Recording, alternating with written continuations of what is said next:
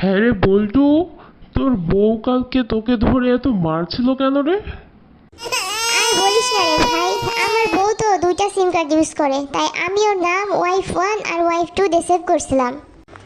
আর সেই বউ আমাকে না বুঝা কি মারটাই না দিল রে বন্ধু, তোর আর কি বলবো। আরে দোস্ত, কান্দিস না, তুই কান্দিস না। জানিস বন্ধু, আমি যখন ছোট ছিলাম তখন আমাদের বাড়িতে আমার মায়ের এক বান্ধবী আসতো। তখন আমার মাকে বলতো, হ্যাঁ রে তোর ছেলেটা এত মিষ্টি কেন রে।